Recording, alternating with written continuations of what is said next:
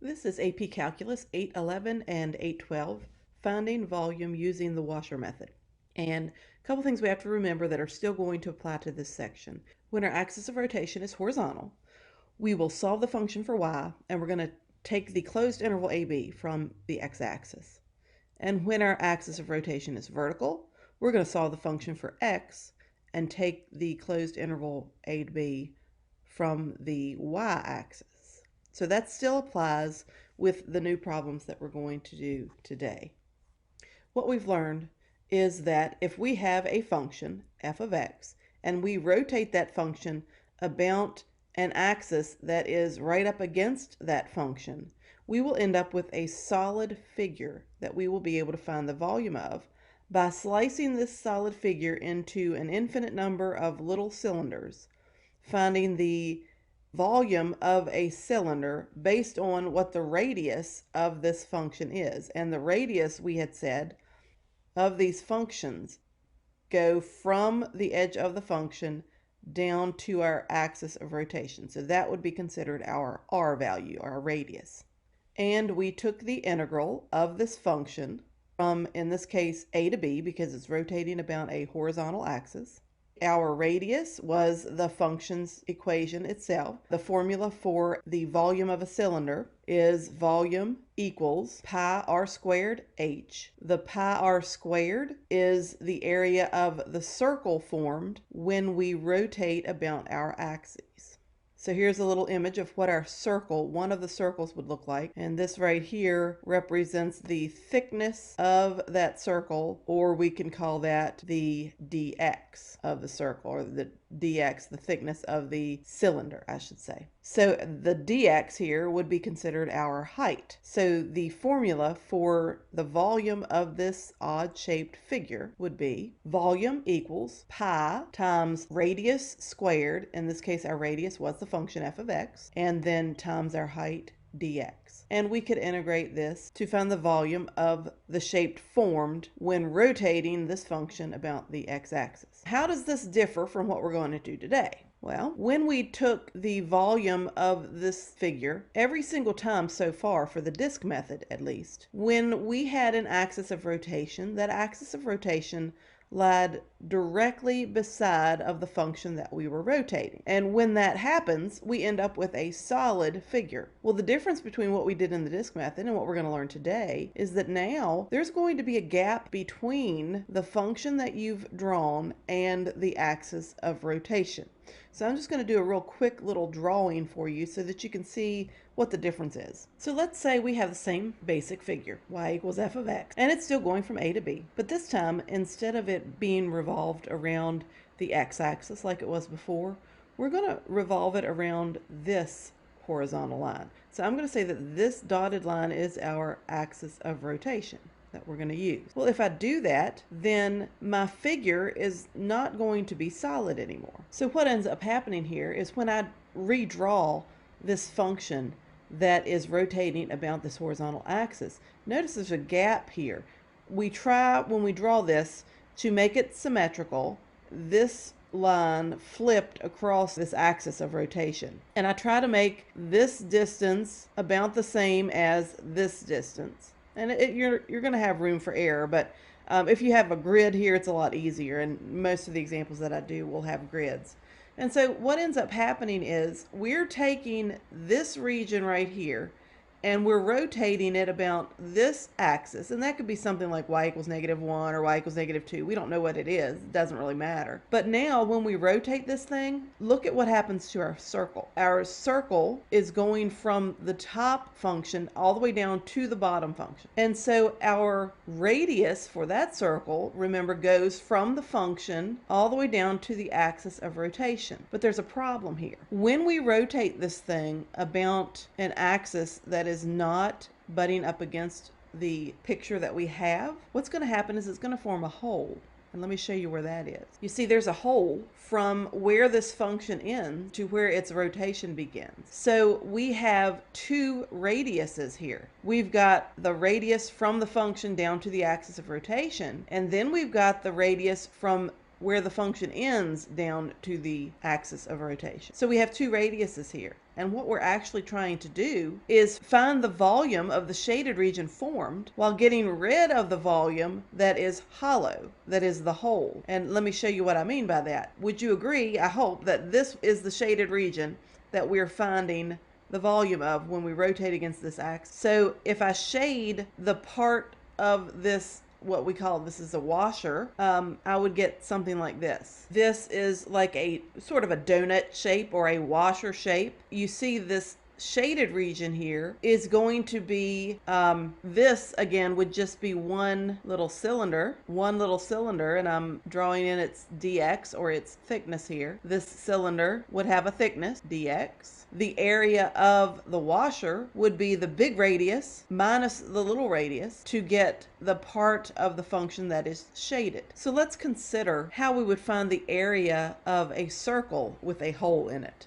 You should have had some of these in geometry. If you think about the area of the shaded region here, well, we know that the area formula for a circle is pi r squared. And so if we're trying to find the area of the shaded region, couldn't we find the area of the entire circle, the whole thing, that great big circle, and then subtract from it the area of the hollow part? And our center for each of these circles is the same. We'll say that that's the center. The radius of the large circle would be the distance from the center to the outer edge. In calculus, we tend to call that the big R. The radius of the small circle goes from the center to the edge of the small circle. In calculus, we call that the little r. So if we're finding the area of the shaded region, wouldn't we take the area of the large circle, pi times big R squared, and subtract from it the area of the small circle? So the area of the shaded region is going to be the area of the entire circle minus the area of the hollow part to give us the area of the shaded region. So we're going to use this knowledge to help us understand how to find the area of a solid figure formed. Now, still remember, the thickness of each of the washers is going to be your dx. And if we think about a formula for the outside circle minus the inside circle,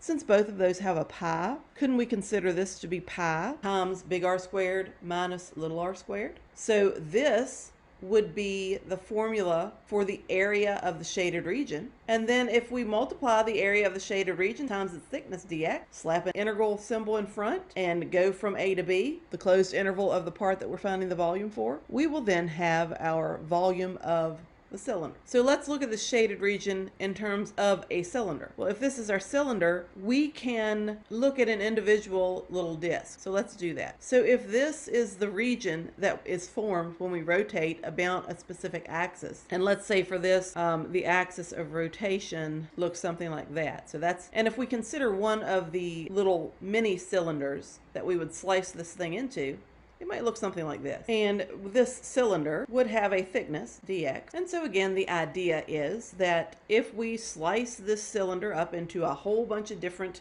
little discs like this, take the volume of each individual disc and add all those volumes together, we would have the volume of the entire shape. And to figure out the volume of this disc, remember its thickness is dx, its radius, we have to consider the radius of the whole shape, the big circle, that would be big R, and then we would have to consider the radius of the small shape, that would be little r. So big R squared minus little r squared, and we're going to multiply that by pi, and then take the integral of that with the dx for the thickness, and we will be able to find the volume of the solid region formed when we rotate this about the axis and there's a gap between our function and the axis of rotation. Okay, so here's that image one more time. Our volume is equal to pi times the integral from a to b, and again, since this was a horizontal axis of rotation, a and b is going to come from the x-axis. Our big R goes from the outside of the function all the way down to the axis of rotation. So it would be that function minus the axis of rotation for our f of x squared. And then your little r comes from the bottom edge of what we're rotating down to the axis of rotation. And then our dx represents the thickness of each individual washer. Find the volume of the solid formed by revolving the region bound by the graph of y equals square root of x and y equals x squared about the x-axis. Now, to save some time, I'm going to graph these in Desmond. You know the square root of x looks like this. And you know that y equals x squared looks something like this. They intersect at 0, 0, and 1, 1. So what they're asking us to do is revolve this region about the x-axis. So we're going to revolve this region around the x-axis. So here's what the graph looks like in Desmos. I'm going to now take this thing and I'm going to revolve it about the x-axis. So basically what I need to do is draw this shape, the symmetrical shape, on the other side of this axis. Okay, so here is this graph drawn symmetrically here. And it's not perfect, you can see that, but that's okay. We can use this now to try and draw our washer in the middle so that we can see what the solid part would be and what the hollow part would be. So if we take this, I'm going to go from the outer edge of the blue function to the other outer edge of the blue function. And remember, this is the function we're talking about. This is just the symmetrical image on the other side so that we can see what the washer shape would look like. So you can see here, I've got the outer edge, which would be our big R. Big R goes from the outer edge of the top function down to the axis of rotation right here. So that would be our big R. So if we consider what that radius is, well, this top function, isn't that the square root function? So this would be the square root of x minus our axis of rotation, the x-axis. So our big R is just the square root of x. Next, we need to draw where the little r would come from. So I'm going to do that next. Okay, so I've drawn the small circle in green here, and you can see its edge goes from the bottom function, that would be the x squared function, down to the bottom function's symmetrical shape. And that radius, or the small r, is what we get when we subtract the lower function minus the axis of symmetry. So this lower function is x squared minus 0. That would be the radius of the small circle. So little r is going to be x squared minus 0, or just x squared. So to set up my volume formula here, volume equals pi times the integral. Now we got to figure out what a and b are. The axis of rotation is horizontal. A and b come from the x-axis. It starts at 0 and those functions intersect at 1. So a and b are 0 and 1. So this is the area that we're finding. The big area is pi big R squared minus the little area, pi little r squared. So we can bring the pi on the outside. Our big R is the square root of x, so we have the square root of x squared minus our little r squared, which is x squared squared. And we're going to multiply that by the thickness. Remember, the thickness of this disk would be considered our dx. So there's the thickness. So the simplified form of this would be the volume equals pi times the integral from 0 to 1 of x minus x to the 4th dx. And to save time with these, we're going to integrate these on the calculator. And I'm getting the volume equals 3 pi over 10. The next example says find the volume of the solid formed by revolving the region formed by y equals 2 and y equals negative 2/9 x squared plus 4 about the x-axis. So here is the graph in Desmos. We're going to rotate that about the x-axis. So you can see that this form right here, this little shape right here, is what we're actually rotating. So I like to get rid of all the excess that we don't need and just concentrate on the shape that we're actually rotating. So this would represent the region bound by these two functions right here. So this is what we're rotating. We're rotating that about the x-axis. So this is the axis of rotation right here. And so if I redraw this symmetrical about the axis of rotation, this line is 2 from the axis of rotation. So my symmetrical line will be right here. This is 4 from the axis of symmetry. So 4 on the other side would be right here. So this is a symmetrical drawing of what we're actually rotating about the x-axis. So here you can see the washer. The thickness of that washer we can show right here. And so now I need to find big R and little r. Big R is the line I've drawn from the axis of rotation to the top function. Remember that top function is the parabola, so that would be this function right here. Since my axis of rotation is y equals 0, This would be negative 2/9 x squared plus 4 minus 0. So my big R is just the equation for this function. My little r goes from the bottom function to the axis of rotation. Now the bottom function was y equals 2, and so 2 minus 0 would be my little r. So little r is 2. And this gives me the volume formula. V equals pi times the integral from negative 3 to 3, the x values where those two things intersect. I have my big R squared minus my little r squared times the thickness dx. And again, to save time, I'm going to put this in the calculator to solve it. So my answer here is 224 pi over 5.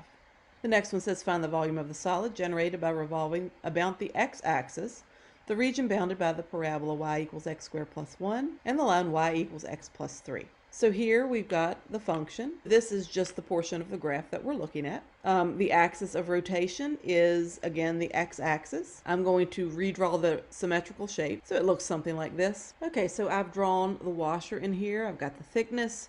My big R goes from the top function, which is the line y equals x plus 3, down to the axis of rotation. So my big R is x plus 3. My little r goes from the bottom function down to the x-axis. So it's x squared plus 1 minus 0. So my little r is x squared plus 1. So here's my volume formula. Pi times the integral from negative 1 to 2. That's where the intersections are, from negative 1 to 2. It's the integral of big R squared, big R was x plus 3, minus little r squared, little r was x squared plus 1, and the thickness dx. We're going to integrate that in the calculator. And I'm getting 127 pi over 15. For this one, it says find the volume of the solid generated by revolving about the line x equals negative 4. So this time we're revolving about a line that is vertical. We have to solve our equations for x. Now, the good news is they've already done that for us. It says the region bounded by the two parabolas, x equals y minus y squared, and x equals y squared minus 3. So this is the intersection right here of the two graphs that we're talking about. I'm going to get rid of the excess so that we can see exactly what we're talking about. So this is the portion of the graph bounded by the two parabolas that they gave us. And it says to revolve it about the line x equals negative 4. Now, since this is a vertical line, we know we need to make this symmetrical on the other side.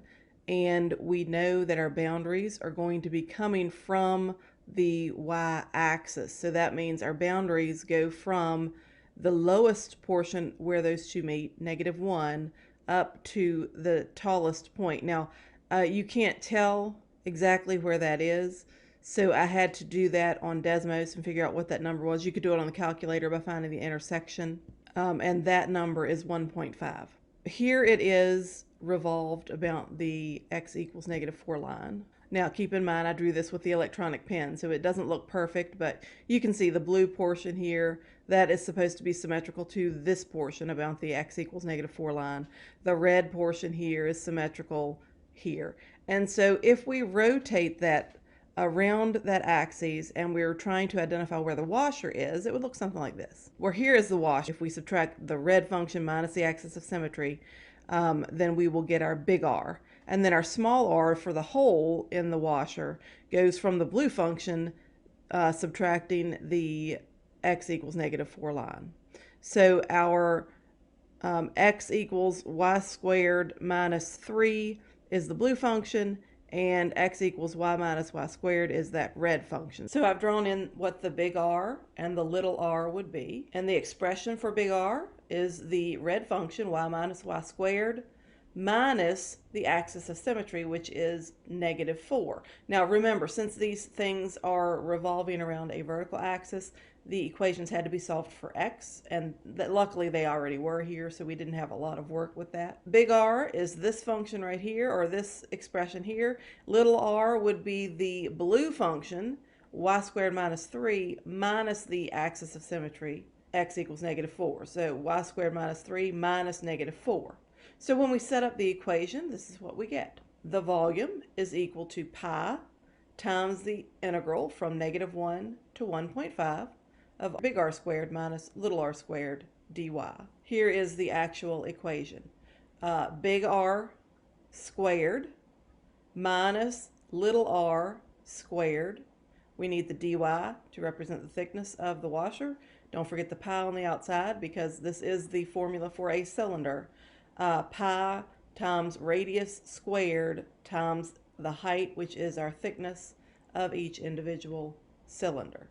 And this right here would be the hole formed when we have this gap between the axis of symmetry and the function that's on the left. So this is our formula. I would plug that into my calculator and get the answer.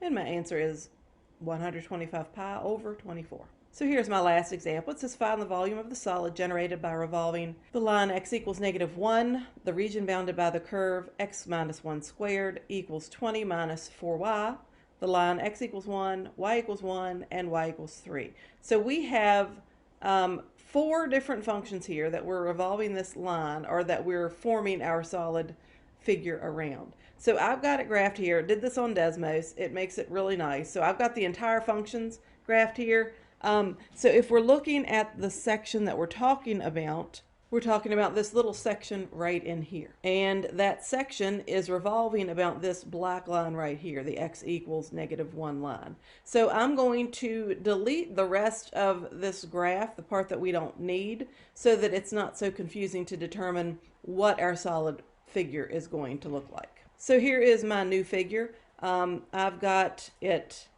kind of blown up a little bit from where it was before, but this is the figure that was bounded by these 4 equations. They're rotated about this x equals -1 line. Now keep in mind, this is revolving about a vertical line, so our functions need to be in terms of x equals. So we need to solve for x. So I'm going to have to take this equation and solve it for x. This right here is just the copy of what this would look like symmetrical to the line of rotation. So that's what I drew here. I tried to make the symmetrical shapes the same color that they were in Desmos so that you could tell which portion of that figure is symmetrical to which part of the line. So the first thing I want to look at is what the washer would look like in here.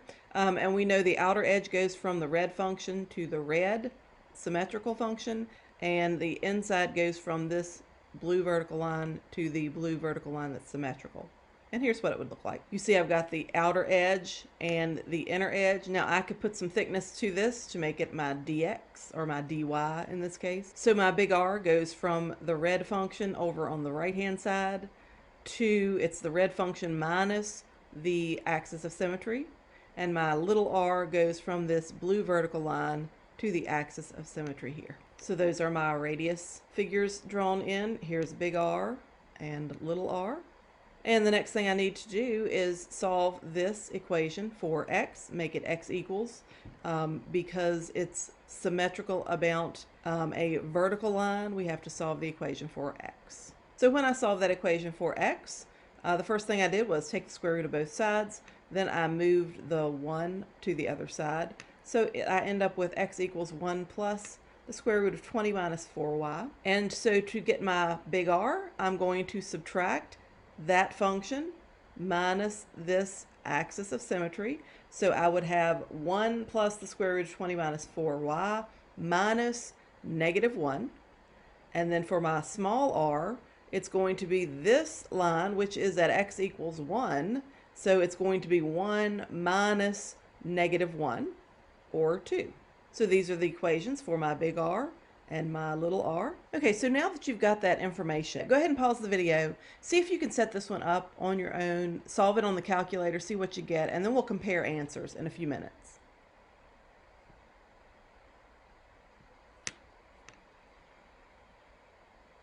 So here's my equation. I have volume equals pi times the integral from 1 to 3, big R squared minus little r squared, times the thickness, dy, or our height of each individual cylinder.